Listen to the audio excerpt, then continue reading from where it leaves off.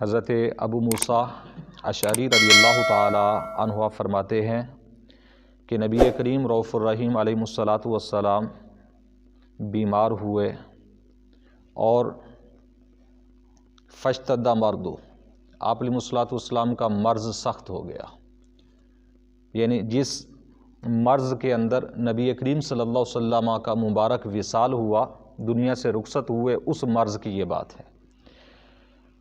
حضرت ابو موسیٰ فرماتے ہیں کہ نبی کریم صلی اللہ علیہ وسلم نے ارشاد فرمایا مرو ابا بکر فلیصلی بالناس، حضور نے فرمایا کہ ابو بکر کو حکم دو کہ لوگوں کو نماز پڑھائے، کیونکہ آپ تکلیف میں تھے، بیماری کی عالم میں تھے۔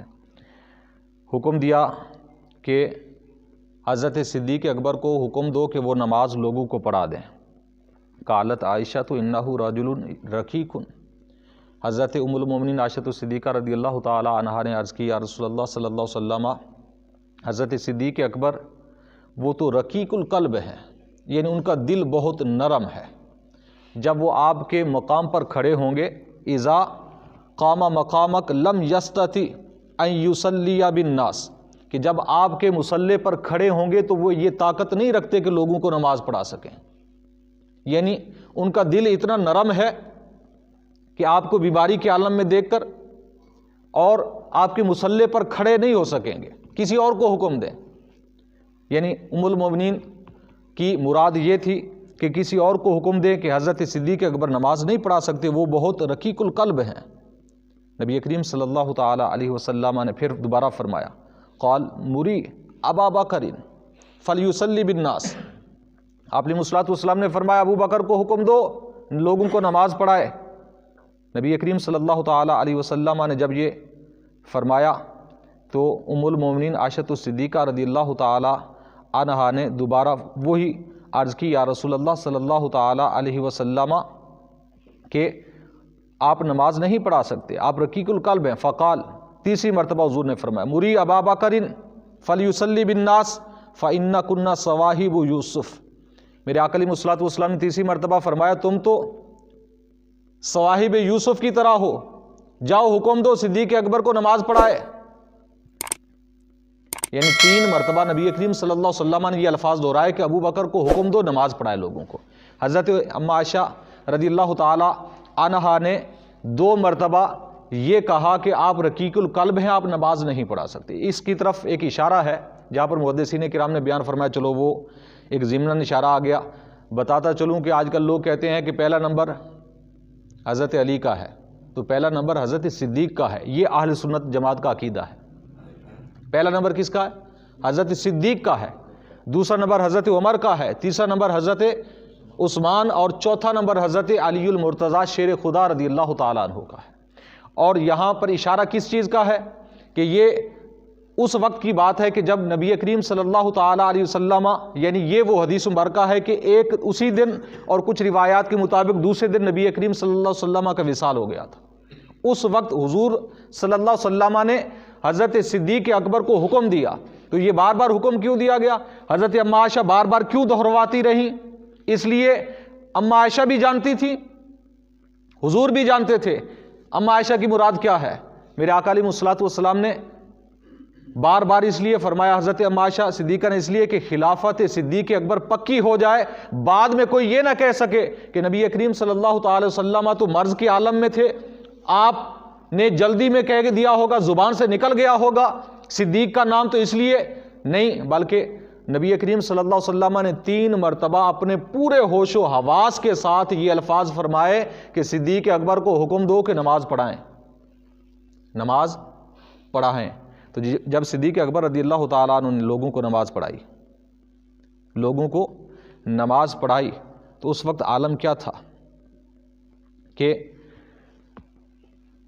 حضرت ام عائشہ رضی اللہ تعالی عنہا کے بار بار کہنے کے بعد حضرت صدیق اکبر رضی اللہ تعالیٰ عنہ کو جب نبی کریم صلی اللہ علیہ وسلم کی طرف سے حکم ملا تو نماز پڑھانے لگے حضرت صدیق اکبر رضی اللہ تعالیٰ عنہ۔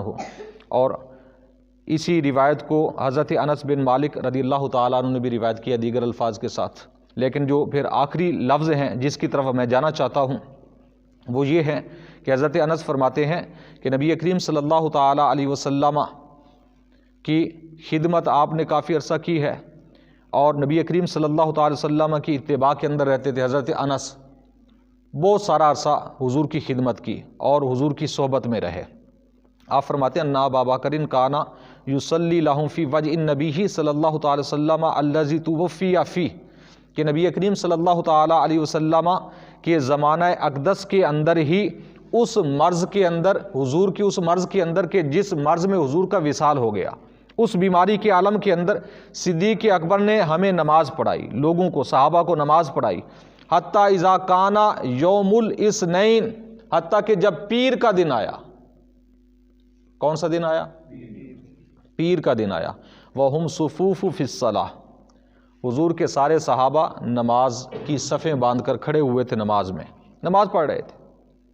وکاشف النبی صلی اللہ تعالی علیہ وسلم ستر الحجرہ، نبی کریم صلی اللہ تعالی علیہ وسلم نے حجرہ مبارک سے پردہ ہٹایا۔ حضرت انس فرماتے ہیں حضور نے پردہ ہٹایا، ینظر الینا، اور ہماری طرف دیکھنے لگے، وہو قائم، حالانکہ حضور اس وقت کھڑے ہوئے تھے دروازے کے اندر، اپنے حجرہ مبارک کے دروازے میں پردہ ہٹا کر کھڑے تھے۔ کأن وجہہ ورقۃ مصحف، فرمایا کہ گویا کہ نبی کریم صلی اللہ تعالی علیہ وسلم کا مبارک چہرہ ہمیں ایسے نظر آ رہا تھا جیسے قرآن کھلا ہوا، جیسے قرآن کا ورقہ کھلا ہوا، قرآن کے اوراق کھلے ہوئے ہیں، ہم ایسے دیکھ رہے تھے حضور کو۔ ثم تبسم، پھر نبی کریم صلی اللہ علیہ وسلم نے تبسم فرمایا، یضحک، یعنی تبسم فرمایا، آواز، تھوڑی سی آواز کے ساتھ ہنسے۔ فہممنا، یعنی فرماتے ہیں کہ پھر ہم نے یہ ارادہ کیا، ان نفتتنا من الفرح، کہ خوشی کے عالم سے ہم فتنے میں مبتلا نہ ہو جائیں، برؤیت النبی صلی اللہ تعالی وسلم، کہ نبی کریم صلی اللہ علیہ وسلم کو جب ہم نے دیکھا اتنی ہمیں خوشی ہوئی، اتنی خوشی ہوئی کہ ہم یہ سمجھ رہے تھے کہ ہم کسی آزمائش، کسی فتنے میں نہ پڑ جائیں، یعنی کیونکہ نماز پڑھ رہے ہیں اور نماز کی حالت میں حضور کی طرف متوجہ ہو گئے۔ فرماتے ہیں کہ ہمیں یہ خطرہ ہو گیا کہ ہم کسی فتنے میں نہ پڑ جائیں۔ فرمایا فداقص ابو بکر علی عقبیہ، حضرت صدیق اکبر رضی اللہ تعالی عنہ لوٹے اپنی ایڑیوں پر، ایڑیوں کا معنی ہوتا ہے کہ پیچھے لوٹنا، اپنی یہ ایڑیوں پر پیچھے لوٹے، لیاسل الصف، تاکہ صف کے ساتھ شامل ہو، یعنی پچھلی صف میں آ جائیں۔ وظنّا، اور انہوں نے یہ گمان کیا، حضرت صدیق اکبر نے، ان النبی صلی اللہ تعالی علیہ وسلم خارج، کہ نبی کریم صلی اللہ تعالی وسلم آ رہے ہیں، الی الصلاۃ، نماز کی طرف آ رہے ہیں، نماز پڑھانے کے لیے تشریف لا رہے ہیں۔ فاشار الینا النبی صلی اللہ علیہ وسلم، تو نبی کریم صلی اللہ علیہ وسلم نے اشارہ کیا ہماری طرف کہ ان اتموا صلاتکم، حضور نے فرمایا تم اپنی نماز مکمل کر لو، میں نماز پڑھنے کے لیے نہیں آ رہا۔ ارخص سترہ، نبی کریم صلی اللہ علیہ وسلم نے پردہ ڈال دیا، پہلے پردہ اٹھایا ہوا تھا، پردہ سیدھا کر دیا۔ فتوفی من یومہ صلی اللہ تعالی علیہ وسلم، اسی دن نبی کریم صلی اللہ علیہ وسلم کا وصال ہو گیا، یعنی یہ آخری نبی کریم صلی اللہ علیہ وسلم کی وہ زیارت تھی جو صحابہ نے بھی کی اور حضور نے بھی اپنے صحابہ کو دیکھا۔ تو جس بات کی طرف میں جانا چاہتا ہوں وہ یہ ہے کہ یہ عالم سارا، یہ پوری حدیث، یہ پورا واقعہ جو ہے نا، یہ پورا نماز کا ہے۔ حضرت صدیق اکبر رضی اللہ تعالیٰ نماز پڑھا رہے ہیں، اور مبارک جو حجرہ ہے نا نبی کریم صلی اللہ علیہ وسلم کا، کہ وہ حضرت عائشہ الصدیقہ رضی اللہ تعالیٰ عنہ والا، حضرت عائشہ صدیقہ رضی اللہ تعالیٰ عنہا والا جو حجرہ ہے، تو وہ جو لوگ گئے ہیں، دیکھا ہے، انہیں پتہ ہے، جانتے ہیں کہ نبی کریم صلی اللہ علیہ وسلم کا جہاں ممبر مبارک رکھا ہوا ہے، یہ خاص جو اس وقت مسجد نبوی شریف تھی، یہ اصل جگہ تھی، اور ساتھ ہی نبی کریم صلی اللہ علیہ وسلم کی مبارک قبر جہاں پر موجود ہے، یہ تھا حجرہ حضور نبی کریم صلی اللہ علیہ وسلم کا۔ اس حجرے سے حضور دیکھ رہے تھے۔ اب اس جگہ کو ذرا دیکھو، بالکل یعنی اگر جس طرف ہم نے اگر قبلے کی طرف منہ کرے تو بالکل الٹی جانب بنتا ہے، مبارک حجرہ الٹی جانب بنتا ہے، جیسا کہ یہ ہمارا دروازہ ہے، ایسے ہی گویا کہ سمجھ لیں۔ اب حضور کے سارے صحابہ نماز ہی کے اندر حدیث کے جو الفاظ ہیں وہ یہ گواہی دے رہے ہیں کہ سارے حضور کی طرف متوجہ ہوئے. جیسے ہی حضور تشریف لائے، اب اس کے حدیث کے اندر یہ الفاظ نہیں ہیں نبی کریم صلی اللہ علیہ وسلم نے ان کو آواز دی، بلایا، صرف حضور دیکھ رہے تھے کہ آخری مرتبہ دیکھوں میرے صحابہ میرے بعد میرے صدیق کے پیچھے نماز کس طرح ادا کر رہے ہیں. حتیٰ کہ حضور کے صحابہ فرماتے ہیں کہ ہم نے حضور کو دیکھا، اور کیسے دیکھا؟ اس حالت میں دیکھا، اتنے خوش ہوئے ہم حضور کو دیکھنے کے بعد کہ حضور کی ذات تو ہمارے سامنے تھی. ہمیں ایسے لگ رہا تھا جیسے قرآن کھلا ہوا ہے، ہمیں ایسے محسوس ہو رہا تھا کہ جیسے قرآن کھلا ہوا ہے. تو نبی کریم صلی اللہ تعالیٰ علیہ وسلم نے ہمیں یہ حکم دیا، حضرت صدیق اکبر بھی پیچھے ہٹے کہ حضور آ رہے ہیں نماز پڑھانے کے لیے. تو نبی کریم صلی اللہ علیہ وسلم نے فرمایا اتموا صلاتکم، اپنی نماز مکمل کر لو. کیا کر لو؟ اپنی نماز مکمل کر لو. اچھا یہ بتائیں، نماز کے اندر بندہ یہ صف میں کھڑا ہو،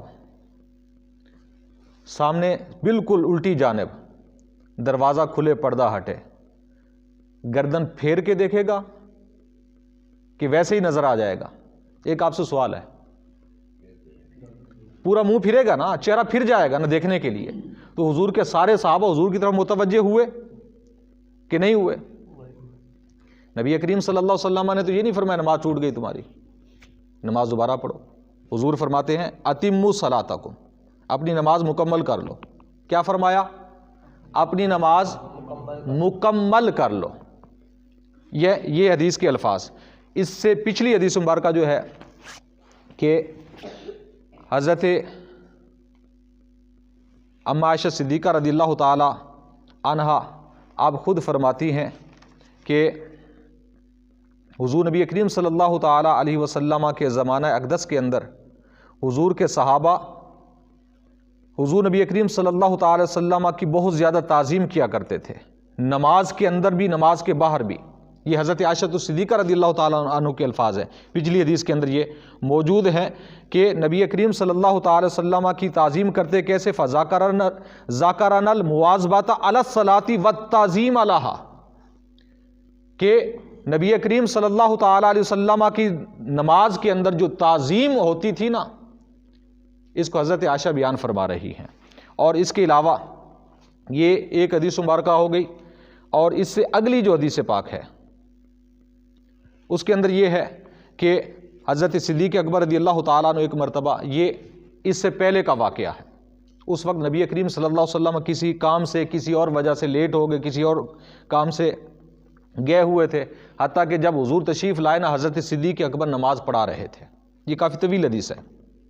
تو حدیث کے جو الفاظ ہیں اس کے اندر یہ ہے کہ فصلی ابو بکر، نبی کریم صلی اللہ علیہ وسلم جب نہیں تھے، صدیق اکبر نماز پڑھا رہے تھے. فجاء رسول اللہ صلی اللہ علیہ وسلم، حضور تشریف لے آئے.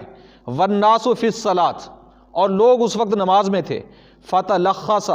فتخلص حتی وقف فی الصف، نبی کریم صلی اللہ تعالی علیہ وسلم صف کے درمیان آ کر کھڑے ہو گئے. صف میں کچھ کشادگی تھی، صف کے درمیان آ کر حضور نبی کریم صلی اللہ علیہ وسلم نے جگہ بنائی اور صف میں کھڑے ہو گئے. تو جب صف میں کھڑے ہوئے، التفتا، حتیٰ کہ لوگوں نے دیکھا حضور نبی کریم صلی اللہ علیہ وسلم کو. لوگوں نے جب دیکھا کہ نبی کریم صلی اللہ علیہ وسلم تشریف فرما ہو چکے ہیں، صفق الناس، لوگ تالیاں بجانے لگ گئے. لوگ نماز میں تالیاں بجا رہے ہیں.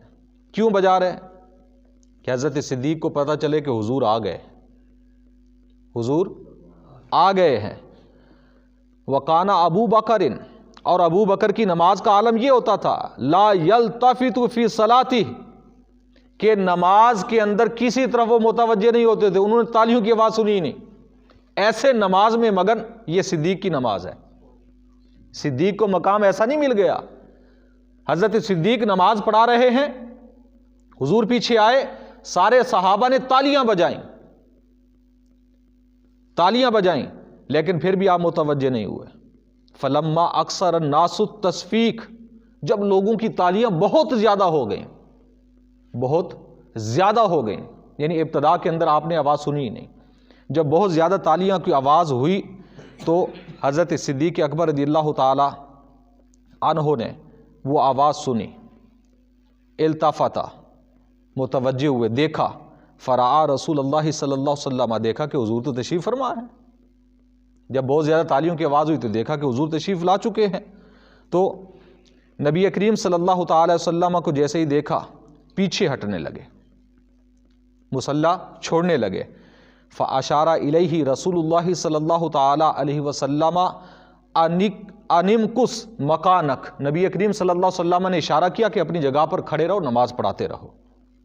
فرفع ابو بکر یدیہ فحمد اللہ، حضرت صدیق اکبر نے نماز ہی کے اندر اپنے دونوں ہاتھ اٹھائے اور اللہ کی حمد بیان کی۔ کس چیز پر؟ کہ اعلیٰ امرہ بہ رسول اللہ صلی اللہ علیہ وسلم، کہ حضور نے انہیں نماز پڑھانے کا کہا کہ نماز پڑھاتے رہو۔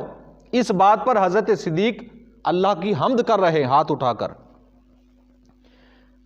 جب آپ نے حمد کی حضرت صدیق اکبر رضی اللہ تعالیٰ عنہ نے، ثم استاخر ابو بکر، حتیٰ کہ اللہ کی حمد بیان کرنے کے بعد پھر بھی مصلی پر کھڑے نہیں ہوئے، پیچھے آ گئے اور صف میں کھڑے ہو گئے۔ وتقدم رسول اللہ صلی اللہ علیہ وسلم، نبی کریم صلی اللہ علیہ وسلم آگے مصلی پر ہوئے۔ فصلی، نبی کریم صلی اللہ علیہ وسلم نے لوگوں کو نماز پڑھا دی، یعنی جو باقی نماز رہتی تھی نماز پڑھائی، نماز مکمل ہوئی۔ فلما انصرف، جب نماز سے حضور پھرے، قال یا ابا بکر، حضور نے فرمایا ابو بکر، ما منعک ان تثبت اذا امرتک، تمہیں کس چیز نے منع کیا جب میں نے تمہیں حکم دے دیا تھا کہ نماز پڑھاتے رہو، کیوں نماز نہیں پڑھائی؟ نماز کیوں نہیں پڑھائی؟ کیا وجہ تھی؟ جب میں نے تمہیں حکم دے دیا ہے کہ نماز پڑھاتے رہو تو نماز پڑھاتے رہنا تھا تمہیں۔ تو نبی کریم صلی اللہ تعالی علیہ وسلم نے جب یہ فرمایا تو فقال ابو بکر ما کان لابن ابی قحافہ ان یصلی بین یدی رسول اللہ صلی اللہ علیہ وسلم، فرمایا، عرض کی یا رسول اللہ صلی اللہ علیہ وسلم، ابو قحافہ کے بیٹے کو یہ لائق نہیں ہے کہ حضور کے آگے کھڑا ہو کر نماز پڑھائے۔ یہ لفظ ہیں کہ کانا ما کانا لابن ابی قحافہ ان یصلی بین یدی رسول اللہ صلی اللہ علیہ وسلم، ابو قحافہ کے بیٹے کو یہ لائق نہیں ہے کہ حضور اللہ کے رسول کے آگے کھڑا ہو کر نماز پڑھائے، حالانکہ حضور خود حکم دے رہے ہیں۔ یہ الفاظ حضرت صدیق کے تھے۔ تو میرے آقا علیہ الصلوۃ والسلام نے آگے کیا فرمایا، یعنی جو نماز کے اندر جو غلطیاں ہوئی تو غلطیوں کی اصلاح میرے آقا علیہ الصلوۃ والسلام نے خود کی۔ تو حضور فرماتے ہیں فقال رسول اللہ صلی اللہ علیہ وسلم ما لی رأیتکم اکثرتم التصفیق، حضور نے فرمایا کہ مجھے دیکھتے ہی میں نے تمہیں دیکھا کہ تم نے بہت زیادہ تالیاں بچائیں، ایسا نہیں کرنا چاہیے۔ من نابہ شیء فی صلاتی، جسے نماز کے اندر کوئی مسئلہ پیش آ جائے، فلیسبح، اسے چاہیے وہ تسبیح کرے، اسے سبحان اللہ کہنا چاہیے، اللہ اکبر کہنا چاہیے۔ فإنہ اذا سبح التفت الیہ، جب وہ تسبیح کہے گا تو پھر امام اس کی طرف متوجہ ہو جائے گا، یعنی اگر امام غلطی کرے، کوئی مسئلہ درپیش ہو تو امام کو متوجہ کرنے کے لیے تسبیح کرنی چاہیے یا تکبیر کہنی چاہیے، اللہ اکبر کہنا چاہیے۔ حضور نے فرمایا تالی نہیں بجانی چاہیے، تالیوں سے حضور نے کیا کیا؟ منع کیا۔ ہاں فرمایا وَإِنَّمَا التَّصْفِيقُ لِلنِّسَاء، تالیاں عورتوں کے لیے ہیں۔ عورت اگر نماز میں لقمہ دینا چاہتی ہے، مرد امام کو، امام مرد ہے، عورت لقمہ دے رہی ہے تو عورت کے لیے حکم ہے کہ وہ تالی بجائے، کیونکہ عورت کی آواز بھی عورت ہے، عورت کی آواز بھی نامحرم تک جائے یہ گناہ ہے۔ اس لیے نماز کے اندر بھی اگر عورت لقمہ دینا چاہتی ہے مرد امام کو تو وہ تالی بجائے گی، لیکن مردوں کے لیے حکم ہے وہ تسبیح یا تکبیر کہیں گے، یہ حضور کا فرمان۔ اب اس کے اندر کئی مسائل ہیں۔ ایک تو سب سے بڑا اور مسئلہ یہ ہے کہ نبی کریم صلی اللہ تعالی وسلم نے جو اس کے اندر جو صحابہ نے غلطیاں کی ان کی نشاندہی فرما دی، اور وہ کیا غلطی تھی؟ صرف تالی کی۔ اس کے علاوہ حضرت صدیق کا پیچھے آنا، سارے حضور کے صحابہ کا تالیاں بجانا، یہ کیوں تھا؟ حضور کی تعظیم تھی یا بغیر تعظیم کے تھا؟ متوجہ کہاں ہوئے؟ حضور کی طرف ہوئے کہ نہیں ہوئے؟ ان کی توجہ کہاں چلی گئی تھی؟ نبی کریم صلی اللہ علیہ وسلم کی طرف گئی، تالیاں بجائیں، حتیٰ کہ چلو ایک مرتبہ تالی بجا لیتے، صدیق نہیں مڑتے، نہیں دیکھا انہوں نے، نہیں توجہ کی تو خاموش ہو جاتے، نہیں، جب تک صدیق متوجہ نہیں ہوئے، پیچھے ہٹے نہیں، اس وقت تک حضور کے سارے صحابہ تالیاں بجاتے رہے۔ اور نبی کریم صلی اللہ علیہ وسلم نے یہ نہیں فرمایا کہ تم نے غلط کیا، جب میں خود آ گیا تھا تمہیں تالیاں بجانے کی ضرورت کیا تھی، میں نماز پیچھے پڑھ رہا تھا۔ حضور فرما دیتے، یا یہ فرما دیتے کہ تم نے نماز کے اندر میری تعظیم کی ہے، اے صدیق تو نے نماز کے اندر میری تعظیم کی، لہٰذا تو نے یہ غلط کام کیا ہے۔ نماز کے اندر صرف اللہ کی تعظیم ہے، کیونکہ عبادت اللہ کی ہے، تعظیم صرف نماز میں اللہ کی ہونی چاہیے، اللہ کے رسول کی تعظیم نماز کے اندر بھی نہیں ہونی چاہیے۔ حضور نے یہ تو نہیں فرمایا۔ جو چیز غلط تھی وہ کیا تھی؟ تالی بجانا، حضور نے واضح فرما دیا۔ پچھلی حدیث مبارکہ جو ہم نے پڑھی اس کے اندر بھی دیکھ لیں، حضور کے سارے صحابہ اپنا چہرہ پھیر کر مکمل حضور کی طرف متوجہ ہو گئے۔ حضور نے یہ نہیں فرمایا کہ تمہاری نماز ٹوٹ گئی ہے، تمہارا چہرہ قبلہ سے پھر گیا ہے، تمہاری نماز ٹوٹ گئی، یہ نہیں فرمایا۔ فرمایا اپنی نمازیں مکمل کر لو، اتموا صلاتکم، اپنی نمازیں مکمل کر لو۔ تمہاری نماز جو بقیہ ہے، مکمل کا معنی کیا ہوتا ہے؟ جو باقی ہے اسے پڑھ لو، اسے مکمل کرو، تم اپنی نماز کمپلیٹ کرو۔ تو پتہ یہ چلا کہ نماز کے اندر، عین نماز کے اندر حضور کی تعظیم کرنا یہ کوئی غلط نہیں ہے، یہ کوئی ناجائز نہیں ہے، یہ کوئی برا نہیں ہے۔ اگر ہوتا تو حضور کے صحابہ ایسا فعل نہ کرتے۔ اگر حضور کے صحابہ نے کر لیا تھا، حضور کے صحابہ کو پتہ نہیں تھا، تو میرے آقا علیہ الصلوۃ والسلام منع کر دیتے۔